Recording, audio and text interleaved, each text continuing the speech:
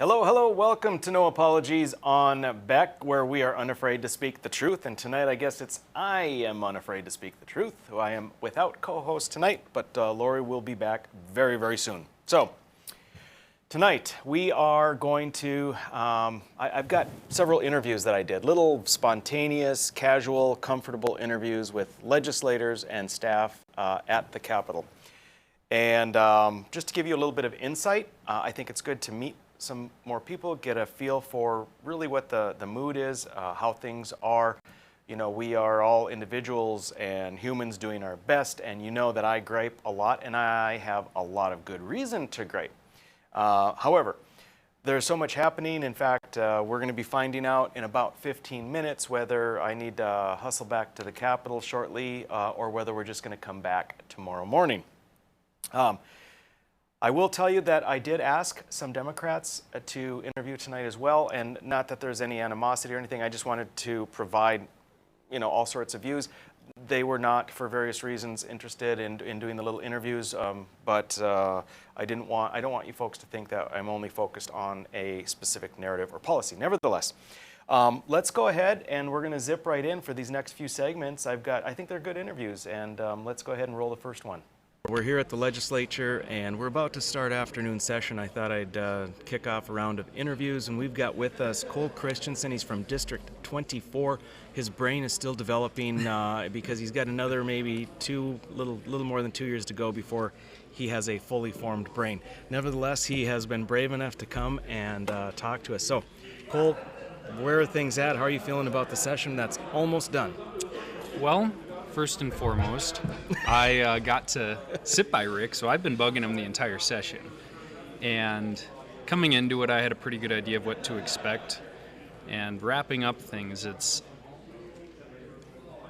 looking forward, I see that it's going to be a greater challenge to secure the blessings of liberty for the future generations. And that's why I got involved in the first place. A lot of you probably don't know, I was on Rick Becker's campaign for governor in 2015 to 2016. So I drove him around the entire state of North Dakota to all these district conventions. It was frightening. Rick is a big reason why I am in the legislature right now, because he inspired me to get involved. What's the best thing you think that we've done here this session? It's easier to maybe come up with the things that you don't like, but think of one good thing.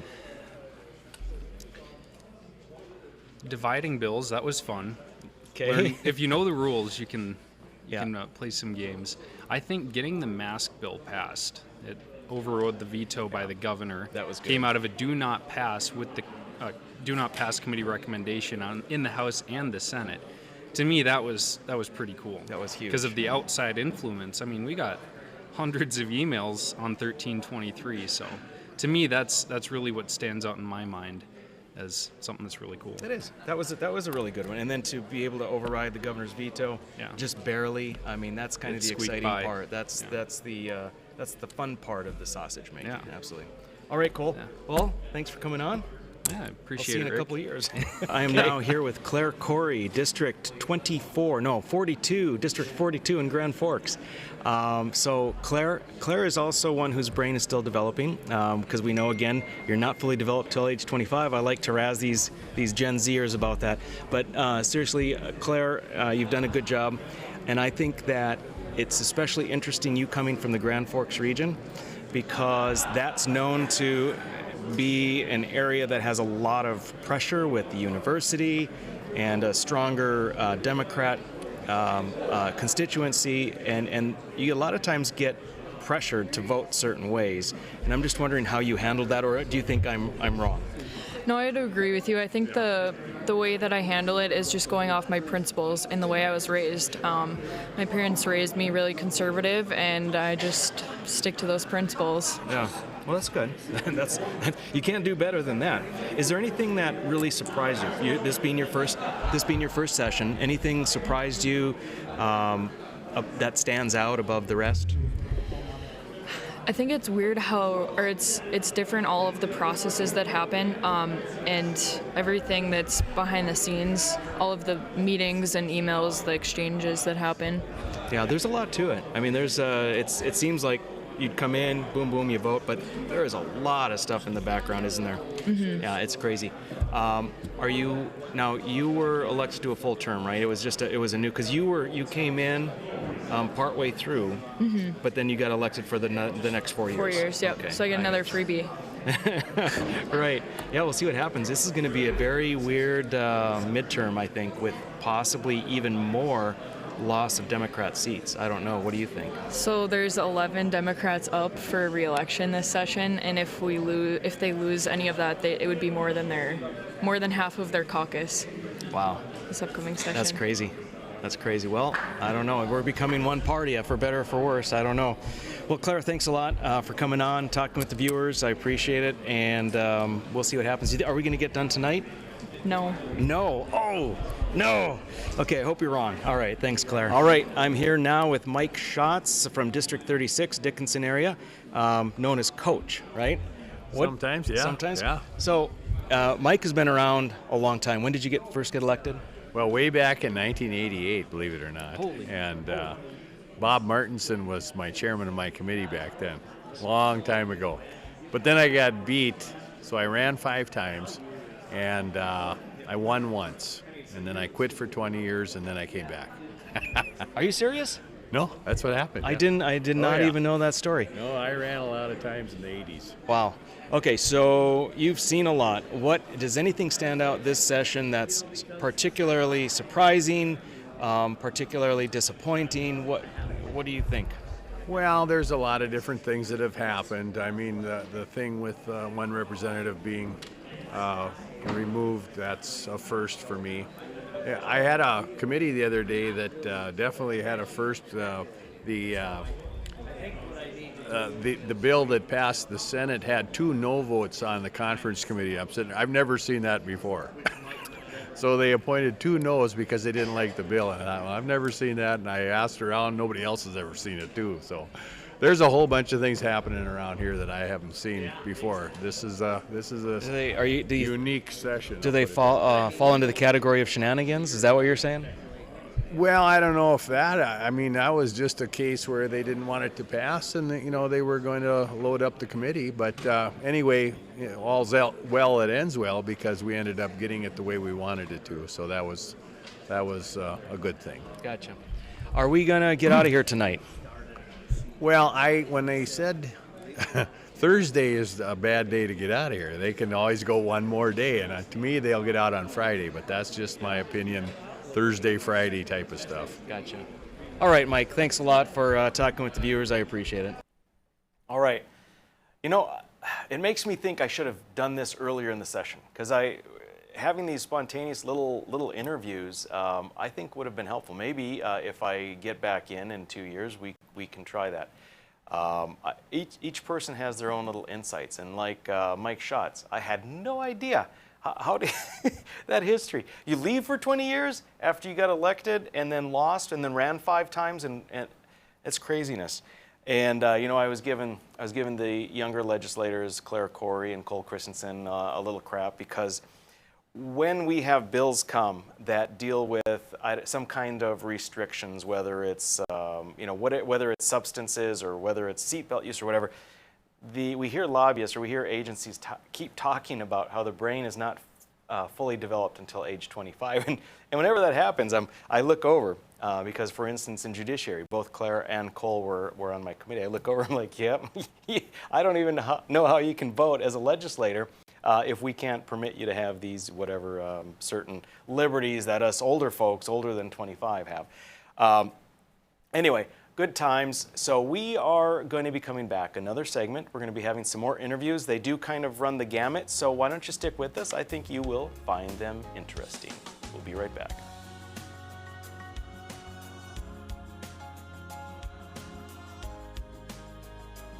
When you can't find answers to your recurring health challenges, it can feel like your health and your future are being held hostage. The Wellness Way is a network of health restoration clinics that think and act differently to solve the health challenges others can't. Here, we disrupt the standard approach to care through a combination of testing, individual plans, and one-on-one guidance, putting your health and your future where they belong, in your own hands. 40 years ago, Aero Service Team started with one truck and lots of hard work. Times may have changed, but the hard work that we put in to get your lives back in order after fire, water, and disaster hasn't. Over the years, we've seen so many families lose their belongings due to water and fire damage. Restoring homes back to the original state has made every hour of hard work well worth it. Thank you for trusting our family with yours. When disaster strikes, you only have to make one call. Aero Service Team does it all. It's every American's right to bear arms. At Mandan Sporting Goods, we're here to help you support your Second Amendment rights, which reads, a well-regulated militia being necessary to the security of a free state, the right of the people to keep and bear arms shall not be infringed. Whether you're looking for a pistol for personal defense or collector gun, we have the staff to help you. We also have the area's largest inventory of ammo and reloading supplies. Mandan Sporting Goods, the area's local gun and ammo specialists. 40 years ago, Aero Service Team started with one truck and lots of hard work. Times may have changed, but the hard work that we put in to get your lives back in order after fire, water, and disaster hasn't. Over the years, we've seen so many families lose their belongings due to water and fire damage. Restoring homes back to the original state has made every hour of hard work well worth it. Thank you for trusting our family with yours. When disaster strikes, you only have to make one call. Aero Service Team does it all. Every great pizza has a secret. At New York To Go, that secret lies in our perfectly recreated New York water, the key ingredient to making our signature New York-style pizza. We also feature gyros, with the region's only gyro meat spit, plus Nathan's hot dogs, calzones, and our delicious jumbo buffalo wings. Try a 14-inch or our special giant 20-inch pizza tonight. You gotta know how to fold them if you want to hold them. New York To Go, we deliver for you. Hey Bucks fans, if you're planning an outing, birthday, or employee appreciation night, then bring your group out to the Buck Stop for a night of fast-paced, high-scoring football. Your group will receive discounted tickets, options for reserved seating, scoreboard messages, VIP services, swag, and a space to gather during the game. You can also participate in pre-game ceremonies, halftime entertainment, in-game contests, and more. Call 701-595-0771 or visit bismarckbucks.com/tickets. All GA is first come, first serve. We'll see you on the turf. Go Bucks!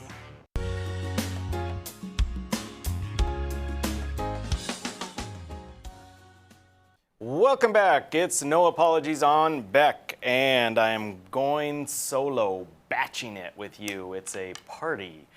So tonight we are doing something a little bit different. I've done a lot of little casual, comfortable interviews with fellow legislators and staff, and we're going to just slide right into it. We're going to do another segment. Go ahead and roll it. Tom Kading from District 45 in the Fargo area, right? Absolutely. Okay. District 45, North Fargo. All right. There's one bill I found fascinating that you put in and passed and has been signed into law, correct? That's and right. that is it allows the state to nullify executive orders. Can you tell us just a short bit about that? And then next, any highlights or lowlights from the session that really stand out for you? Absolutely. So 1164, that was a bill, nullification bill about executive orders specifically, and it had 6 different categories. And really what that bill did was it said if the presidential executive order comes out, puts an executive order in place, the AG can effectively make it illegal to implement that order. So kind of how I originally had it was the legislature would have that authority, but some of the back and forth and whatnot, we found, AG can trigger that, and then it's illegal to implement. Okay. So what it says is if the AG finds that it is likely unconstitutional, then it's illegal for the locals to implement. Yeah, and does it go as far as I'd probably prefer? Probably not, but I think it's a good step in the right direction. Yeah. So that was probably the high point for me to get that bill passed, because one of the reasons I ran for politics was 10th Amendment, states' rights, because D.C. is a total mess, total disaster, no matter what party you pick. I think that's probably D.C. could very well be a lost cause at this point. I would tend to agree. I think the only way we put this thing back together is by asserting states' rights and trying to rein them in, essentially. Yeah. So. Amen. I couldn't agree with you more. Any parting comments as we close out either tonight or tomorrow? Well, I hope we get done quick. I think this has been a very strange session. It's been a very divisive session, and I think kind of as we go into the next session and into this interim, I think leadership's really going to have to focus on how to unite the party again and allow us to work together. You know, I think the Conservatives have been beat up a little bit, but I think we've also made a lot of good progress. We did.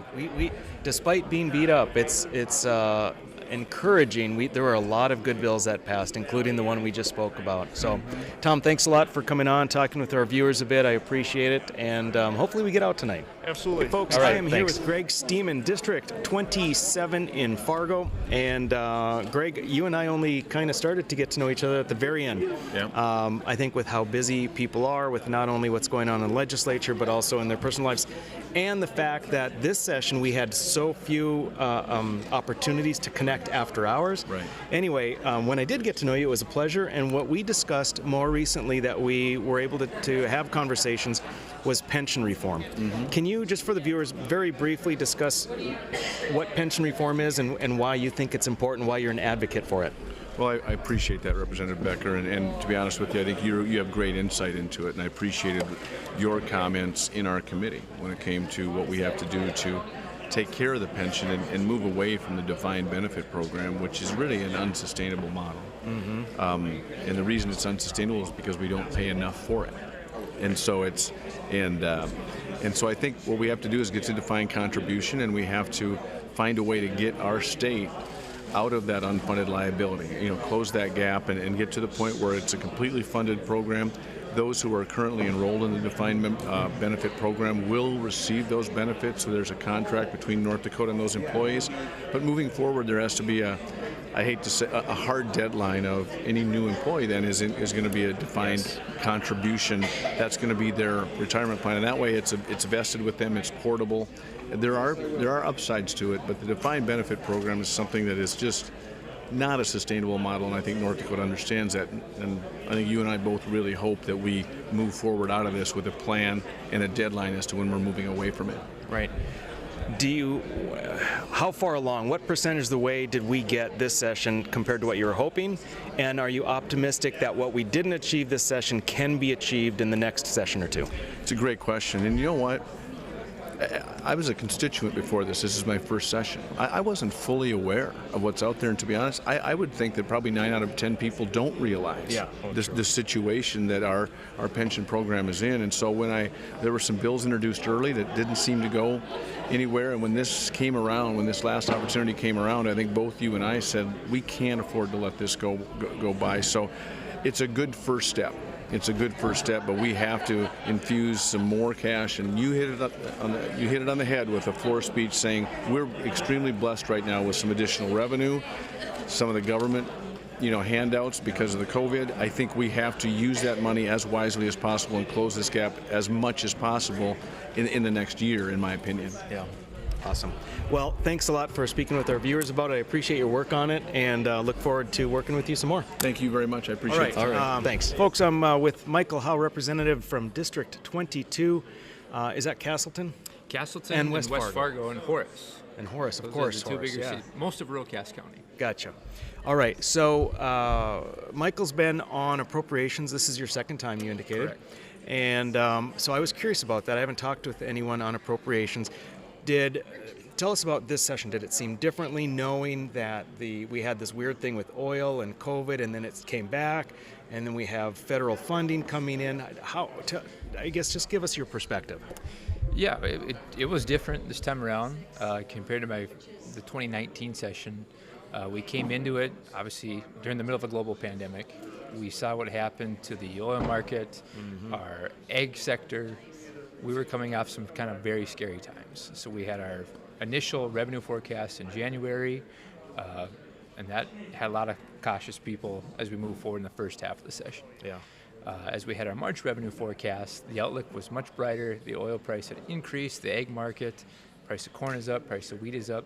The egg sector really has a bright few months ahead, as does oil.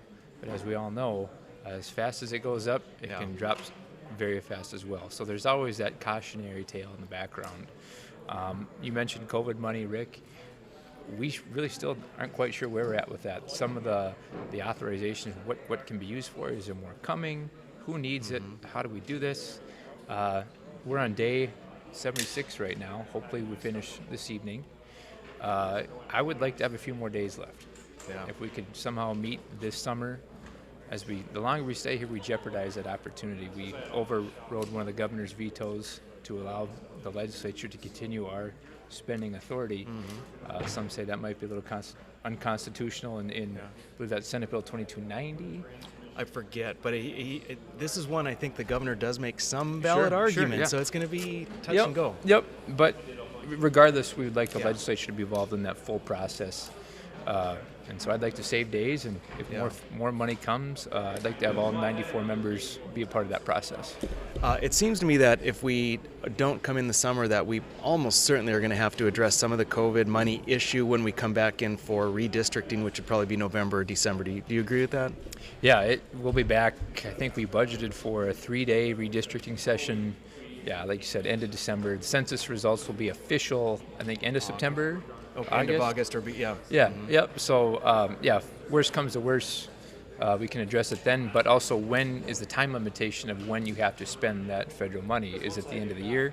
I know government will try to spend money as fast as they can sometimes, so maybe they would be able to have enough time to spend it in a month. But there's just still a lot of unknowns there involved with the federal money. Yeah, it's going to be very interesting, Michael. Thanks for coming on and talking with our viewers. I appreciate it. You bet. Thanks for having me. All right. Last thing, are we going to get out tonight or tomorrow?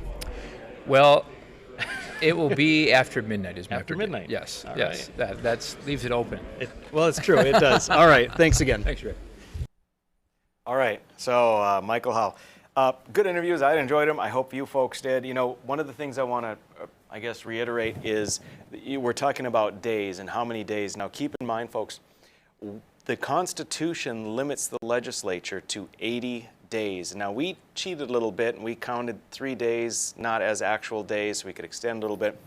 But it's very interesting having that limitation and meeting every other year, because if the governor towards the end vetoes bills that we want to override and those occurred after we left, we have to be able to come back in. And if we come back in, we have to count those days. So there must be days left over. Redistricting happens every 10 years. The legislature must come back in later after redistricting, which occurs after every decennial census. So it happened in 2010, it happened in 2020, you come in 2021 because you set up how the districts are going to be. So there's all of these interesting factors on what do we need to do. Do we need to save days?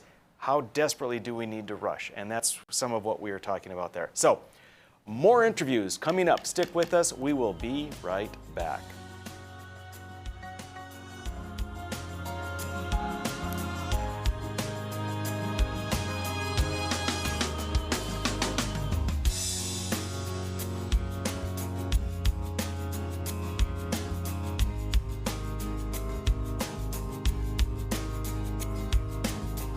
When you can't find answers to your recurring health challenges, it can feel like your health and your future are being held hostage. The Wellness Way is a network of health restoration clinics that think and act differently to solve the health challenges others can't.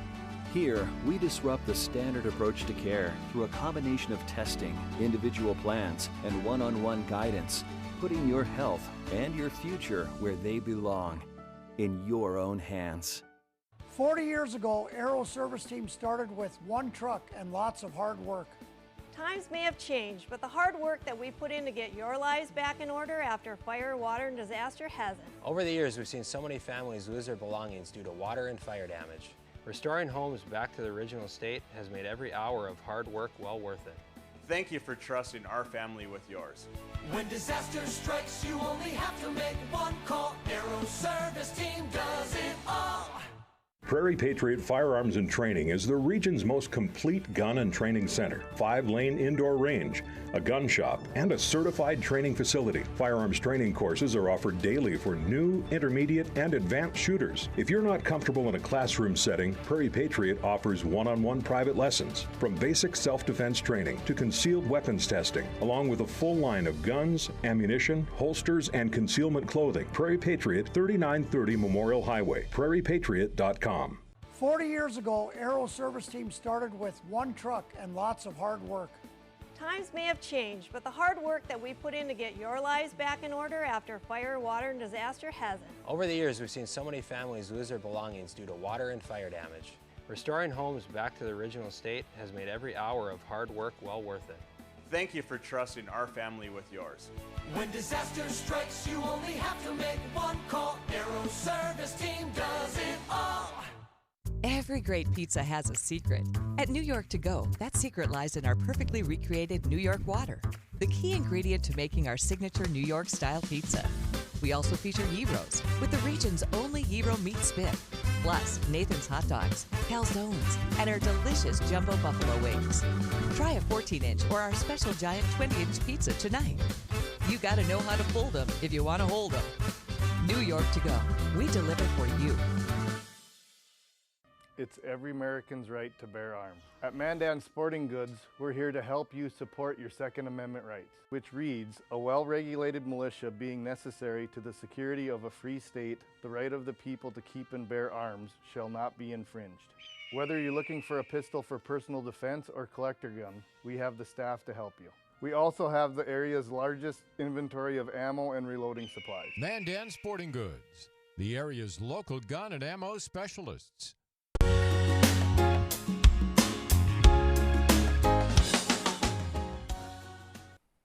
Well, folks, it's always interesting. Always interesting. So we've got 2 more segments of interviews, and I think they're very interesting. I think you will find them enjoyable. The plan was to do those 2 segments with mailbag at the end. However, I am getting word that we are going to go back into session at the Capitol in just a few minutes. So my producers are kind enough and talented enough to be able to bump that forward. We're going to talk about mailbag now. They are going to run the last 2 segments of interviews, and I'm going to skedaddle and cast what's probably going to be a no vote on some appropriation bill. Anyway, I have a duty to be there. So, all right, let's pull up mailbag, gentlemen. All right, this first one, this is with regard to the state auditor. Someone says, I'm a retired CPA, and Josh, meaning Josh Gallion, our state auditor, is the best state auditor North Dakota has ever had. The rhinos, however, want to sweep their misdeeds under the rug, hence the crap he has to contend with. I support him 100%. So, what that person is referring to is there's a little bit of a struggle, and Josh, Mr. Gallion, has been, he's Mr. Transparency. And he has been putting stuff out there, and it's not the way we have been doing things, and I think it has made some legislators feel uncomfortable. They've wanted to pull in the reins just a little bit, and so there's a struggle, which is, I think, frankly, a good, healthy struggle. There should always be a little struggle between the legislature and any executive branch. For my part, I side with Gallion and the transparency and the forthrightness. However, there has been a struggle. I agree with the writer. Fantastic, fantastic auditor. Next up. I don't know what to say about this. Someone says, nice glasses, Rick. They may be sarcastic, they may not. I have no idea. I have a bunch of glasses, and I get them from Zenni Optical online because they're so cheap, because I have a tendency to lose usually 1 pair per summer in the river, and then I scratch them up because I hit branches while I'm mowing the riding lawnmower and stuff. And I'll tell you what, if anyone has an eyeglass store and you want to advertise on this show, I will wear your glasses, assuming I like them. So hit us up, but those are my glasses. Next up. So we've got this is one of our questions that we pose on social media. Wait, what did Minority Leader Representative Josh Boucher just say that Rick and Kendi fully agree with? I think probably what we agreed is that Biden, if he were the Biden of old, would be a fairly moderate president, much like Clinton, meaning Bill Clinton. Someone goes on to say Trump's executive orders didn't tread on anyone. That was a poor comparison. Someone takes issue with the idea that Biden is a moderate. Yeah, he's certainly not presiding as a moderate, but I don't think he's in charge. Let's go to the next one. This is, I won't read this whole thing, but this is a really, really nice email. This is with regard to a video that I did to encourage parents to go to the school board meetings to demand that kids be allowed to be mask-free at schools. This person says, I want to thank you for your video on what parents need to be doing at school board meetings. It gave me courage to speak up and attend the Fargo School Board meeting last night. It was intense. The first 30 minutes, last 30 minutes were the important parts. We were told we couldn't come in, on and on. But the main thing is, I am so happy, and this is what it takes, folks. It doesn't need to be someone with a TV program. If you stand up, if you speak, other people will notice, and it will give them the courage. It will give them the wherewithal to step forward and do something. And it's only with the citizens of North Dakota stepping forward and doing something that we can make a change. And in this case, make a change so kids are not wearing masks. Last one. We've got, does the North Dakota Senate get a pass for failing on tax relief? And generally the idea is no. And that should be their priority. I agree with you. Apparently they don't think so. Someone else says a big fail. Another one is, once again, they don't work for we the people, or at least they don't. Now here's one. Someone is talking about the bill for the Buffalo Park. And what they're talking about is Senate Bill 2018. This is the Department of Commerce bill. I call it the Department of Cronyism bill. And they took the Buffalo Park out. There was a $60 million investment, a $5 million gimme. They took that out. The Senate took it out. Otherwise, they were going to fail it. So that's out. The problem is there's still a whole lot of cronyism in there.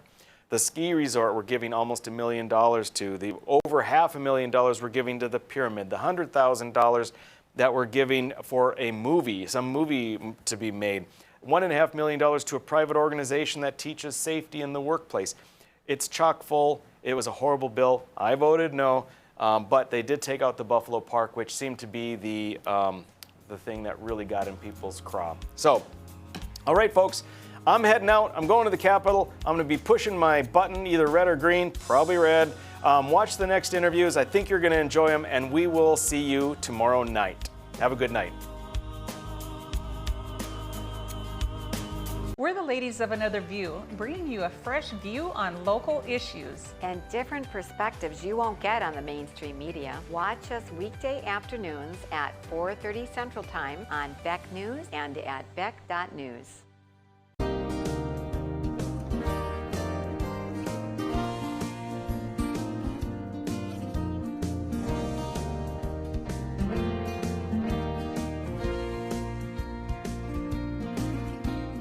When you're buying windows, make sure you're comparing apples to apples. Hi, I'm Jesse with the Window Source. We only sell you the best windows and doors for the best price. Call the Window Source. Just because you pay less doesn't mean you get less. If you don't know what's going on in education in this country, then you don't know what's going to happen in the future of this country. And it's important. I'm Dr. Duke. And I'm Katie. Watch the Dr. Duke Show weekdays at 4 p.m. Central Time on Beck TV. Every great pizza has a secret. At New York To Go, that secret lies in our perfectly recreated New York water, the key ingredient to making our signature New York-style pizza. We also feature gyros, with the region's only gyro meat spit, plus Nathan's hot dogs, calzones, and our delicious jumbo buffalo wings. Try a 14-inch or our special giant 20-inch pizza tonight. You gotta know how to fold them if you want to hold them. New York To Go, we deliver for you. It's every American's right to bear arms. At Mandan Sporting Goods, we're here to help you support your Second Amendment rights, which reads, a well-regulated militia being necessary to the security of a free state, the right of the people to keep and bear arms shall not be infringed. Whether you're looking for a pistol for personal defense or collector gun, we have the staff to help you. We also have the area's largest inventory of ammo and reloading supplies. Mandan Sporting Goods, the area's local gun and ammo specialists. Hello, I'm Mike Lindell, and as you know, my passion is to help each and every one of you get the best sleep of your life. That's why I created my new Giza Dreams bed sheets. I started by using the world's best cotton called Giza. It's only grown in a region between the Sahara Desert, the Mediterranean Sea, and the Nile River. It's ultra soft and breathable, but extremely durable. My Giza sheets also include full 21-inch wide pillowcases that will fit over any pillow and deep pocket sheets that will fit over any mattress. The first night you sleep on my sheets, you'll never want to sleep on anything else. Go to MyPillow.com or call the number on your screen right now to get your very own MyPillow Giza Dream Sheets. Giza Dream Sheets are available in a variety of colors. Use your promo code, and for a limited time, when you buy one set of sheets, you'll get another set absolutely free. For the best night's sleep in the whole wide world, visit MyPillow.com.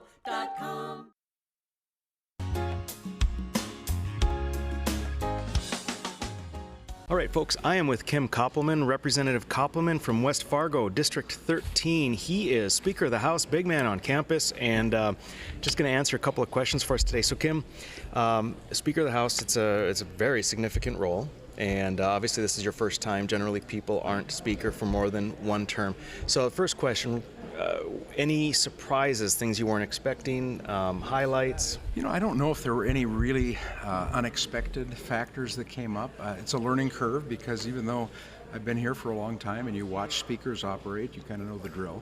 Mm-hmm. But once you get up there behind that rostrum and that microphone, you learn things from a different perspective. And so it was a learning curve a little bit. Have a tremendous assistant, as have the last 4 speakers, I think, that preceded me. Arlene Malarvey, she does a great job and kind of knows the drill, so she's a big help. And by and large, I think I think the session operated pretty smoothly from that perspective, running the floor sessions. Yeah, I agree. Now, one of the things, and I really have been mostly avoiding the topic of Luke Simons because it's such a difficult topic. But I'm going to bring it up just briefly because it was an extraordinarily difficult situation that I think you handled very, very well given the circumstances. Any comments on how you feel about that situation? Well, it's been a very difficult session. I said it was a smooth session from the perspective of running the floor session, which is what most people think about with regard to the speaker's job. But in many ways, this was the most difficult session I've ever served in. Mm-hmm. And I think there were really 3 factors that made that happen. And one was exactly what you mentioned, and I'll get back to that. But the other 2 really were the pandemic and the governmental responses to it, and also the reactions to the Ethics Commission's existence and what that meant for legislators, whether they could. And to lobbyists, whether they could host a reception, for example, where they might want to talk about their issues and so on. And so, unlike most legislative sessions, when we come to town and we have a lot of things going on in the evening, and it's not about, contrary to what people might think, it's not about meatballs and celery sticks. It's about colleagues, and it's about learning more about issues. And as we confer with legislators and with lobbyists. And so, again, as Speaker in a leadership role, I've had freshmen come to me and say, I don't know a lot of these people. I mean, I know the people who I serve on a committee with, I know the people who I sit near, but there's a lot of these folks I really would like to get to know, and I haven't had that opportunity. So for those of us that have been here for a while, it was probably more of an inconvenience or just a change of pace, but for the people who are new, I think it was a real setback for them, and it was really an injustice that they had to endure that. But getting back to your question, I did not want to go down in North Dakota history as the answer to a trivia question of who presided over the only expulsion of a legislator in state history, and I disagreed. I don't think it's any surprise. I was the one in leadership who disagreed with the process we followed. Had we followed the process that is in our rules for dealing with these kinds of issues, even if the result had been the same, I think it would have been a different feel. But I think it cast just a cloud over the entire session for most people, whichever side of the issue they were on, however they felt about former Representative Simons, however they voted.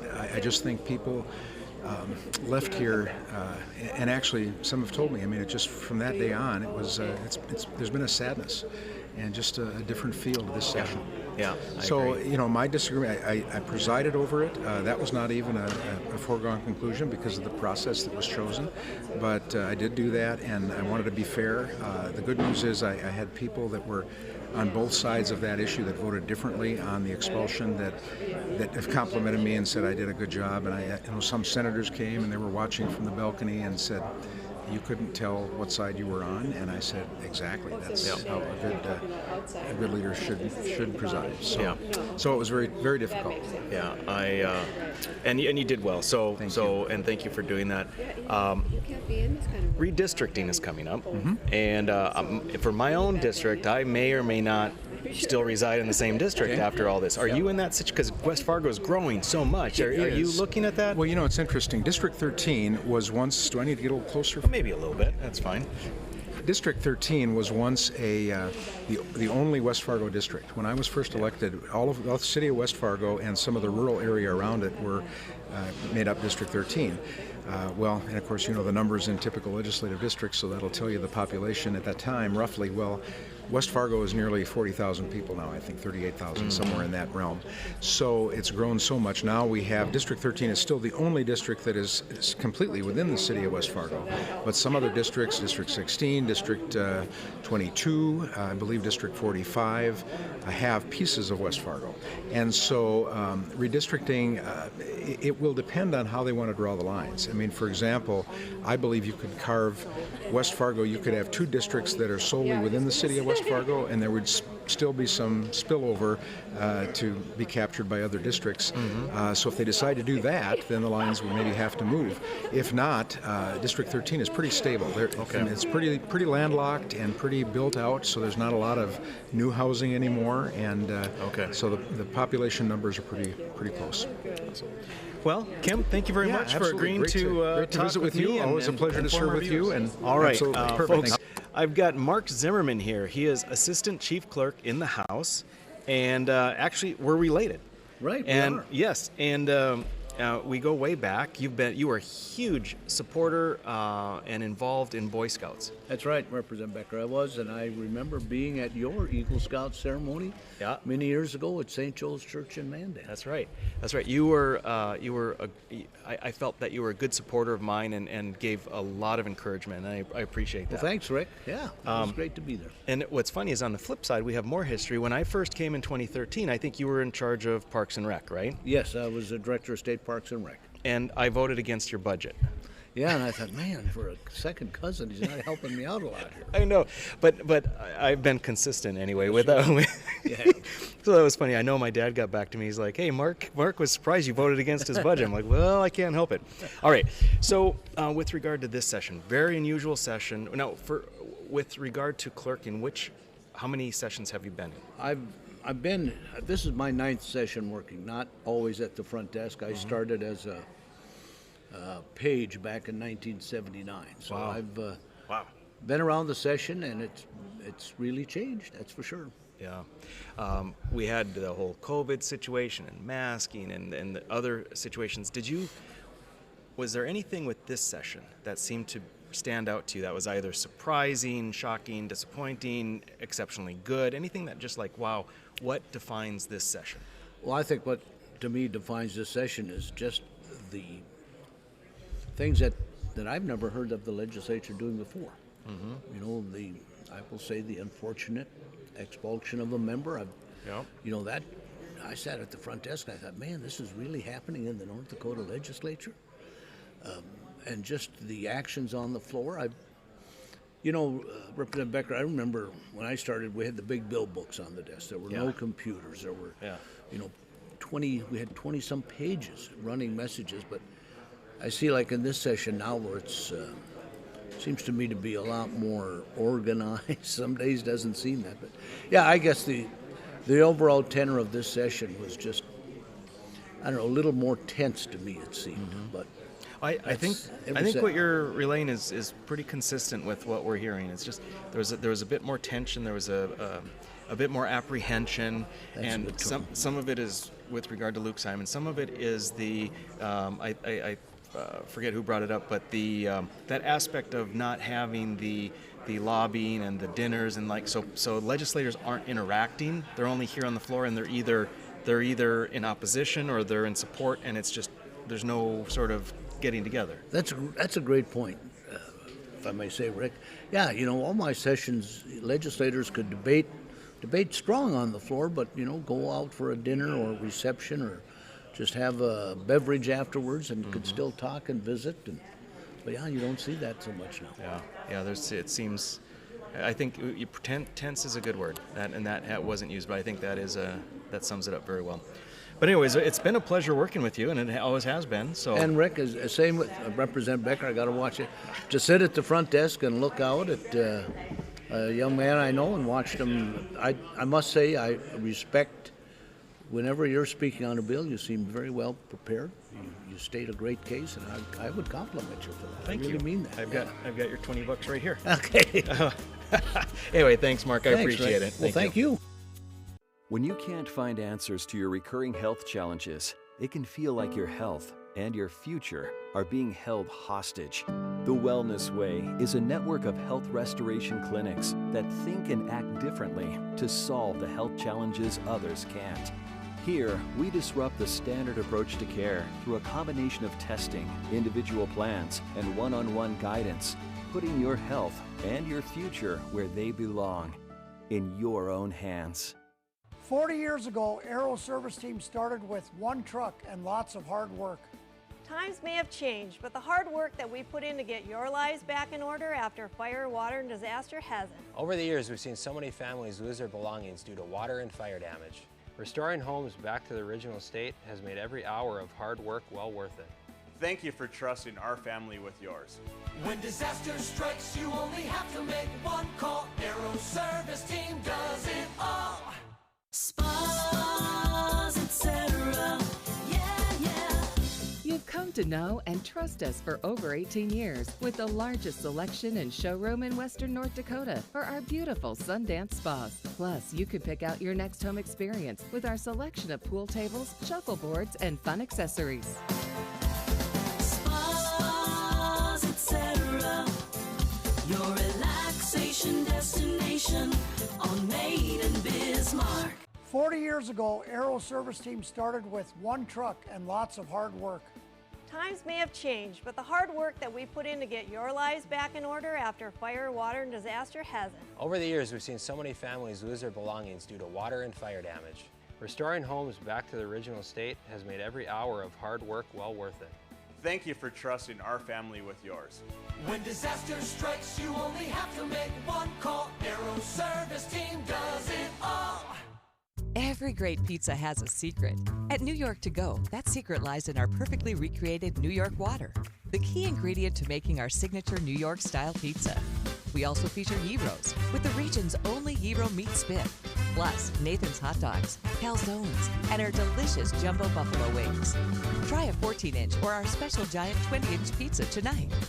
You gotta know how to fold them if you want to hold them. New York To Go, we deliver for you.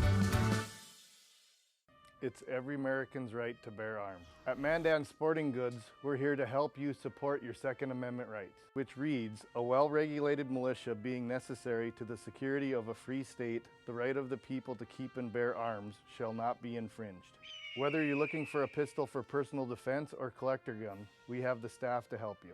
We also have the area's largest inventory of ammo and reloading supplies. Mandan Sporting Goods, the area's local gun and ammo specialists.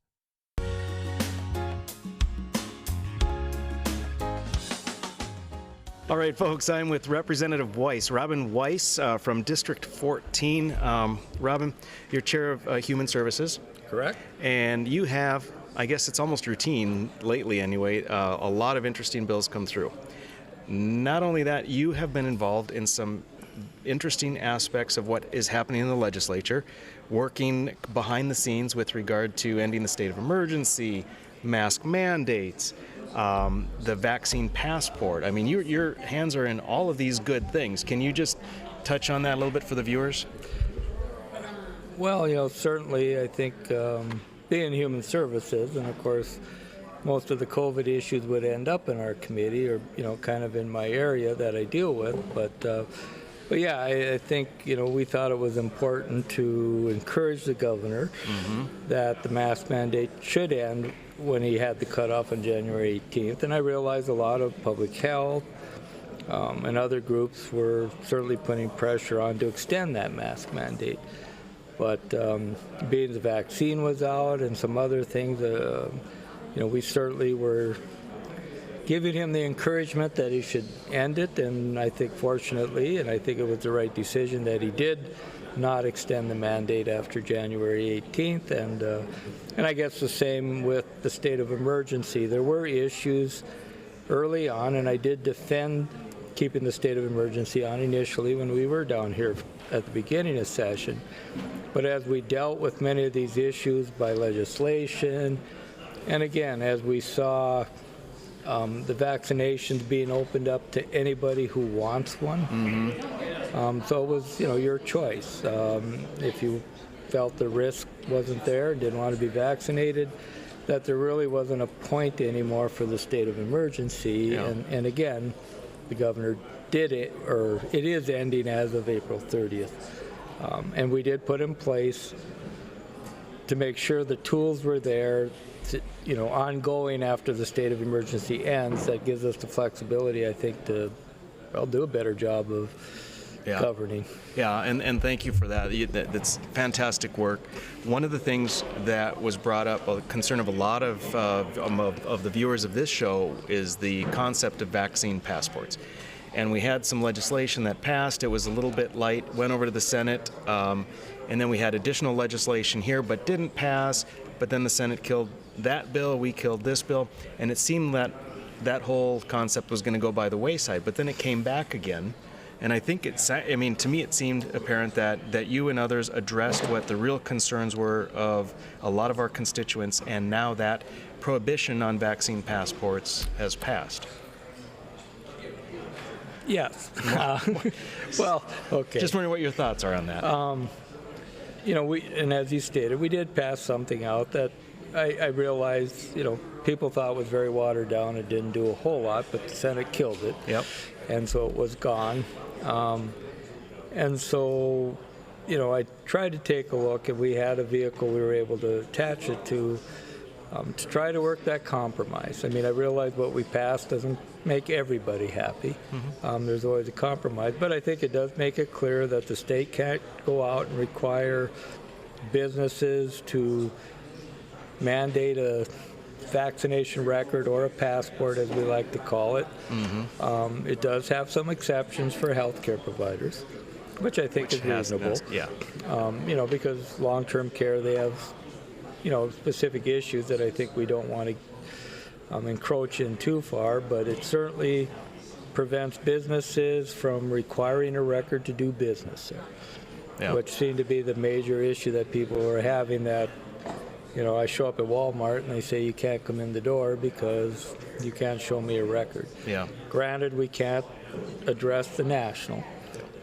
But I also think if enough states, and of course Florida did an executive order, South Dakota did one, I can't speak to some of the other states, but as more and more states, I think, say you do business in the state, you can't require it, I think it's going to make it pretty hard for the federal to do some blanket vaccine passport. So I think we did. And I know it took a long time. But some people were frustrated. The end result was some very good results, good work, and again, I commend you on that. Last thing I wanted to ask, adult use marijuana. Okay. A lot of people say recreational marijuana. That came through your committee, was passed out by the House, was killed in the Senate.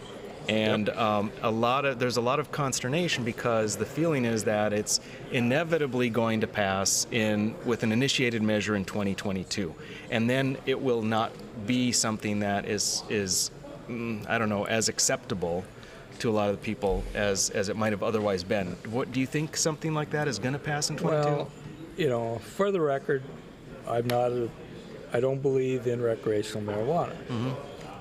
But then that's my personal opinion. Sure. I do believe that something's going to pass. And I was very confident that, the subcommittee that I formed to deal with it. I think we had some very good language that had very tight controls, but at the same time gave the freedom, 21 years and older. I've got Jared Selzler here, and he is a page and legislative assistant here in the House. And I just wanted, Jared, thanks for being on and talking with the viewers. So tell our viewers a little bit about what it's like being a page. Is there anything that surprised you, and anything about this session that really stands out that you are going to remember? If I were to have to say, I mean, the page is just helping out with the Legislative Assembly. Every time they want to print stuff, we have to deliver it. Everything, if they want to ask favors, we provide those favors. If I have to say something interesting about this session is just the amount of people who've been watching on the outside. I mean, this session alone has been probably one of the most viewed sessions that we've had. So the people know a lot about what's going on, and to have the elected officials being watched and being supervised, it kind of holds them to a standard. Yep, good transparency. Yep. Yep, absolutely.